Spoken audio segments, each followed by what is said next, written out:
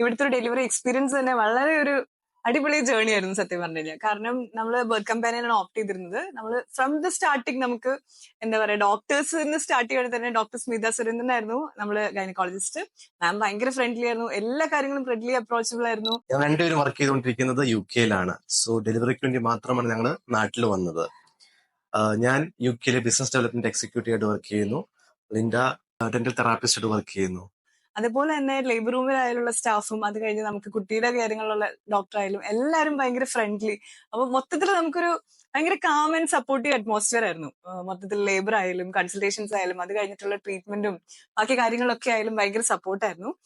എടുത്തു പറയേണ്ടത് അതുപോലെ തന്നെ നോൺ ക്ലിനിക്കൽ സ്റ്റാഫ് ആയാലും ഈവൻ നമുക്ക് ശ്രീലക്ഷ്മി ഉണ്ടായിരുന്നു, മെറിൻ ജോൺ ഉണ്ടായിരുന്നു. പിന്നെ അതേപോലെ തന്നെ ഞാൻ താരട്ടഴക് സീസൺ 4 പാർട്ടിസിപ്പന്റ് ആയിരുന്നു. ഒരു പ്രഗ്നൻസി ജേർണി ഇത്ര സെലിബ്രേറ്റ് ചെയ്യാം എന്നുള്ള ഒരു കോൺസെപ്റ്റ് ആണ് താരട്ടഴക് കൊണ്ടുവന്നിരിക്കുന്നത്. ലെറ്റ് സെലിബ്രേറ്റ് പ്രഗ്നൻസി എന്നാണ് അതിന്റെ ടാഗ് ലൈൻ തന്നെ. നമുക്ക് ആ പ്രഗ്നൻസിയിൽ ആ ഒരു സ്ട്രെസ്സും എന്തെങ്കിലുമൊക്കെ ഒരു പ്രിപ്പറേഷനും എല്ലാം ഒത്തിരി പേര് ഗൈനക്കോളജിസ്റ്റിന്റെ ക്ലാസ്സുകൾ ഉണ്ടായിരുന്നു. അതുപോലെ നമ്മുടെ സെയിം സിറ്റുവേഷനോട് കടന്നു പോകുന്ന ഒത്തിരി ആൾക്കാരുണ്ടായിരുന്നു. ഞാൻ തന്നെ ആയാലും 9th മന്തിലാണ് ആ കോമ്പറ്റീഷനിൽ പാർട്ടിസിപ്പേറ്റ് ചെയ്തത്. അപ്പോ എല്ലാം ഇവര് ഫുൾ അടിപൊളി എക്സ്പീരിയൻസ് ആയിരുന്നു മൊത്തത്തില്.